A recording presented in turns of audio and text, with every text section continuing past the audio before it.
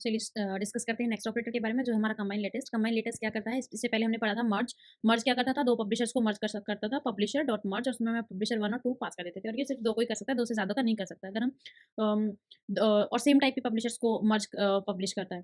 तो अब combine latest क्या करता है, ये हमारे डिफरेंट टाइप की पब्लिशर्स को मर्ज कर सकता है, कंबाइन कर सकता है। लेकिन यहाँ पे हमने कैसे क्रिएट किया, पब्लिशर एक करंट सब्जेक्ट लिया है, करंट वैल्यू सब्जेक्ट, इसको हमें इनिशियली वैल्यू प्रोवाइड करनी पड़ती है। तो हमने दो पब्लिशर्स को क्रिएट किया, उनको कंबाइन लेटेस्ट के थ्रू मर्ज किया, कंबाइन किया, देन उसकी दोनों की वैल्यूज़ को गेट किया। तो ये डिफरेंट टाइप के पब्लिशर्स को हम कंबाइन कर सकते हैं। बट डिफरेंस क्या होता है कि पहले ये एक-एक करके वैल्यूज़ को पब्लिश करता है। अगर आप देखोगे यहाँ पे, तो पहले ये 1 लेगा विद हेलो वर्ल्ड, फिर ये 3 लेगा विद हेलो वर्ल्ड, फिर ये 3 के साथ क्या लेगा, इंट्रोडक्शन टू कंबाइंड लेटेस्ट, यानी कि ये एक-एक करके वैल्यूज़ को लेता है। अब इसके बाद हमारे पास आता है ज़िप। ज़िप क्या करता है, ये एक-एक करके नहीं, ये एक साथ वैल्यूज़ को पब्लिश करता है, यानी कि एक-एक एक साथ वैल्यूज़ को पब्लिश करेगा। हमारे पास यहाँ 3 पब्लिशर्स हैं।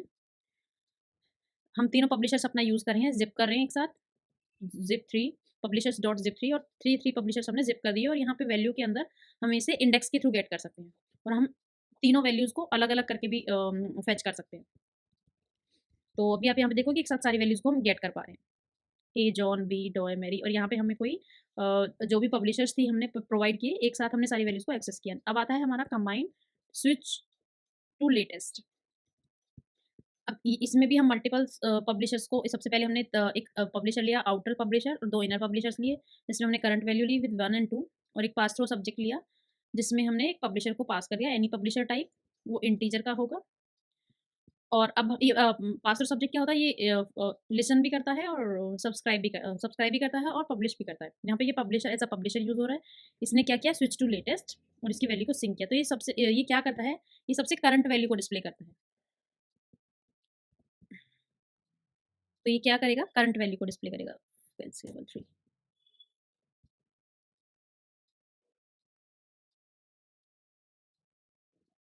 तो यहाँ पे क्या किया, करंट वैल्यू क्या थी, 10। आउटर पब्लिशर ने क्या किया, एक सेंड किया, इनर पब्लिशर 1, 1 में क्या था, वैल्यू थी 1। और अगर मैं यहाँ सबसे पहले, अब ये क्या करेगा, ये 1 को डिस्प्ले करेगा, 1। अब ये क्या करेगा, इसकी जो वैल्यू प्रिंट होगी वो 10 होगी, ये करंट को लेता है, 1 एंड 10। और अगर मैं यहाँ 2.10 करूँ तो ये प्रिंट नहीं करेगा, क्योंकि जब तक एक पब्लिशर, जो हमारी पब्लिश की जो फर्स्ट पब्लिशर है, हमारा इनर पब्लिशर, उसी को हम लिसन कर रहे हैं यहाँ पे, यानी कि उसी को सब्सक्राइब कर रहे हैं, तो उसी की वैल्यू को ये सिर्फ गेट कर सकता है। तो लेटेस्ट वैल्यू को कंबाइन करता है, देन हमने पब्लिश किया सेंड को, तो अभी किसकी वैल्यू प्रिंट करेगा, 2, इनर पब्लिशर की। और अगर मैं यहाँ अब इनर पब्लिशर 2 की वैल्यू को 20 करूँ, तो ये 20 को पब्लिश करेगा।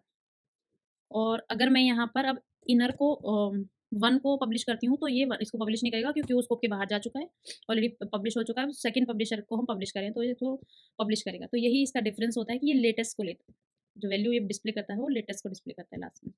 तो ये थे हमारे पब्लिशर्स के बारे में। इसके बाद हम डिस्कस करेंगे अपना एरर